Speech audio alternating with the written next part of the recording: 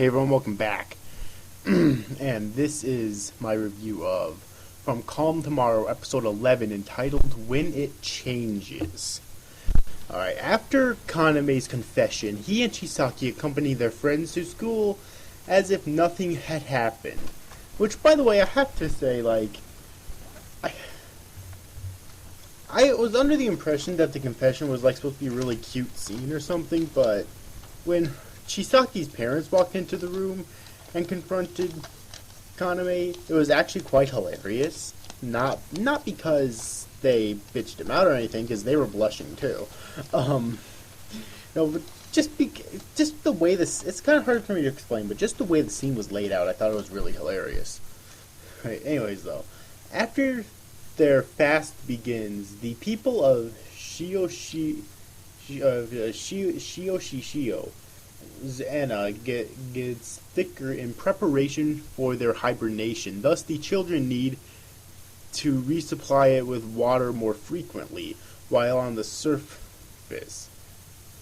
Fearing that they might never see their friends again after their sleep begins, Hikari and the others start eating again to delay the process. Meanwhile, Akari and Itaru make plans for their marriage while the fisherman asks Hikari to help them perform the Ofune Hiki to please the sea god and stop the cold. However, Uroko claims that their efforts at that point are futile, but Hikari insists that they must do something. Assisted by the rest of the city, the children make their preparations for the ritual, but apparently it will happen in the same day the sea dwellers will start their hibernation. However, Akari asks the others to have her replace the offering, claiming that after pleasing the sea god, she will return to marry Itaru with his blessing. After the others agree with their request, Chisaki, following Kaname's example, decides to confess her feelings for Hikari as well. And that sums up what happened in this episode. One issue I had with this episode, and that's really it, and that was the sea people fishermen. What happened so that they would also want the Ofune Hiki to be built?